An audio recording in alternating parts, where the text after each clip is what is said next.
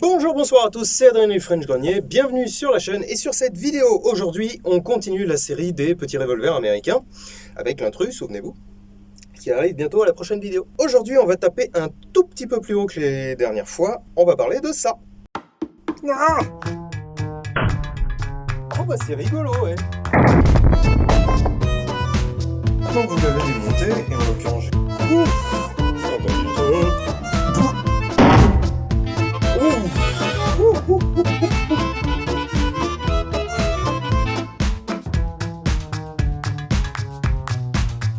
Alors ça, c'est, pour ceux qui connaissent pas, une bizarrerie. Déjà c'est super moche, je trouve. Mais bon, on va quand même l'essayer, hein, ma foi. C'est un Colt modèle 1877 Lightning.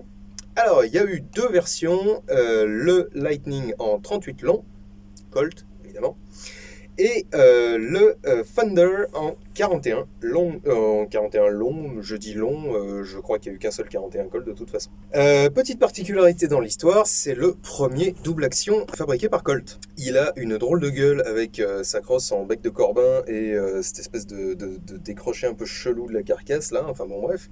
Moi je considère ça comme étant relativement moche.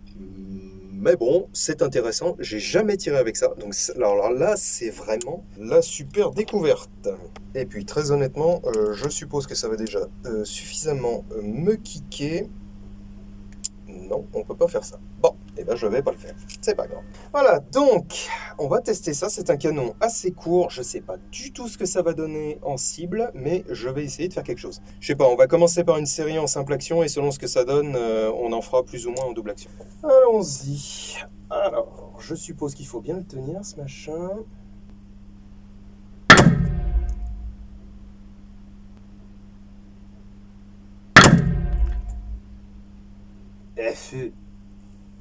Vous le sentez que ma ventilation est toujours pas réparée? Enfin, pas réparée, si, elle est là, bien entendu, mais elle n'est pas efficace à 100%. On va continuer en simple action, tiens.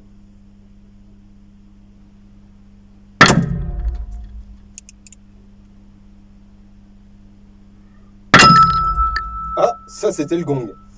Ce qui veut donc dire que je vise beaucoup trop pas gauche. Alors, hormis le fait que je ne vois plus rien.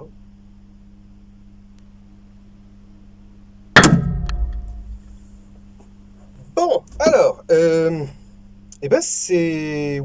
Ouais, c'est rigolo. Alors, je me rends compte juste maintenant qu'il n'y a pas de tige d'éjection. Ce qui force donc soit à démonter, soit à trouver une tige ailleurs. Enfin bon, bref. Bon. Alors, ça se comporte vachement bien. Je suis plaisamment surpris. Je suis plaisamment surpris, d'autant que ça s'encrasse un petit peu quand même, et je l'ai absolument pas senti. Là, ce serait presque bon, hein, ce machin. Alors si, quand même, une réflexion qui me vient, c'est vrai que, vous voyez, c'est vraiment pas, la mécanique est vraiment pas atténuée par l'encrassement de la poudre noire. C'est super.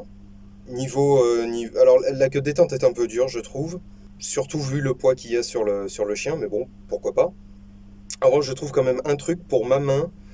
La poignée est relativement confortable, même si je la tiens qu'à 3 doigts. En revanche, le busque est assez mal placé, il me kick un peu. Bon, il n'y a que ça. Pour l'instant, franchement, je suis agréablement surpris. Vous voyez, j'imaginais vraiment que ce serait une arme pire que ça. Nous allons donc refaire 5 tirs et on va les faire de la main gauche et en double action. Donc là, on dit au revoir à la précision. Allez, on va essayer ça. Ça m'a l'air rigolo. Bon, si ce n'est qu'au bout d'un moment, je ne vois plus rien en cible. Putain, c'est super dur! Ah la vache! Ouais, alors la double action est super dure. Oh la vache, putain! Ouh. Puis vous voyez, c'est pas fluide, vous voyez le chien qui fait clac, clac, clac, clac, clac. Donc bon, l'encrassement y est peut-être pour quelque chose, mais... Ouh.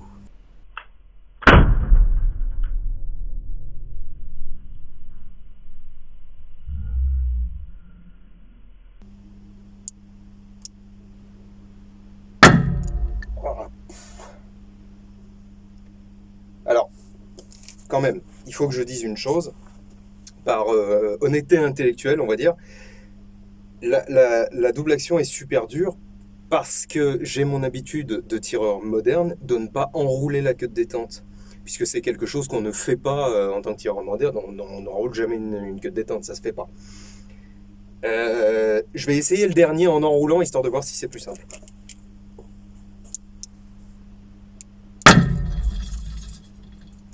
C'est un peu plus simple. J'ai entendu, j'ai entendu un truc bouger là au fond, je pense que j'ai encore dégommé mon porte-cible, là je ne vois plus rien. Bon bah ma foi, ouais, faut admettre, c'est... Je suis plaisamment surpris, vous voyez. C'est une arme qui se comporte vraiment bien, c'est relativement bien en main. On va dire, vous voyez, que ça, bah ouais, c'est presque une arme de tir. Je dis bien presque, hein, parce que quand même, bon, faut peut-être pas exagérer. Mais je pense qu'avec un petit peu d'habitude, vous voyez, il y a moyen d'en faire vraiment un truc qu'on emmène au stand pour rigoler, pas pour faire du point. Mais il y a moyen d'en faire un truc qu'on emmène en stand. Je suis très plaisamment surpris par la, comment vous dire, par la bonne capacité qu'a cette arme de tirer, d'un point de vue mécanique, j'entends, y compris après plusieurs coups à la poudre noire. Parce que c'est vrai que d'habitude, la poudre noire a tendance à encrasser les mécanismes, à rendre le tir beaucoup plus dur, rendre l'indexation quasi impossible, sans aide, sans tourner le barillet, quoi. Hmm, je suis très plaisamment surpris. Vous voyez, ça, c'est une bonne découverte.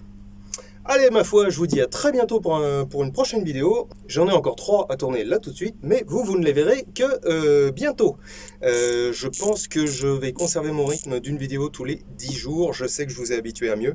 Il y a des circonstances que vous ignorez encore qui me forcent à ralentir un petit peu le rythme. Allez, je vous dis à très bientôt. Ciao!